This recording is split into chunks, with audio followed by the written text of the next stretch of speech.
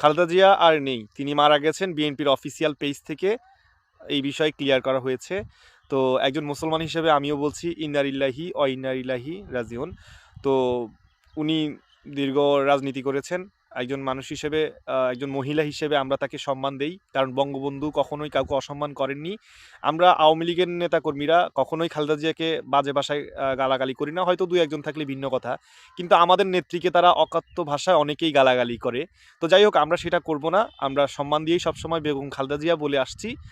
আমরা ভবিষ্যতেও সম্মান দিয়ে যাব, কারণ আমাদের বঙ্গবন্ধুর আদর্শ আছে, আর আমাদের বঙ্গবন্ধু নবী করিম সাল্লাল্লাহু আলাইহি সাল্লামের আদর্শে বিশ্বাসী। তো আমরা সবাই নবী করিম সাল্লাল্লাহু আলাইহি সাল্লামের আদর্শে বিশ্বাসী। আমরা অবশ্যই শোক জানাই, আমি ব্যক্তিগতভাবে, এবং উনার পরবর্তী জীবন আল্লাহ যাতে তাকে ভুল ত্রুটি ক্ষমা করে দেন। যাই হোক, উনার মৃত্যু নিয়ে অনেক রকমের রাজনীতি চলছে। যাই হোক, সে বিষয়ে আমি আরেকটা ভিডিওতে কথা বলবো। সবাই ভালো থাকবেন। আসসালামু আলাইকুম।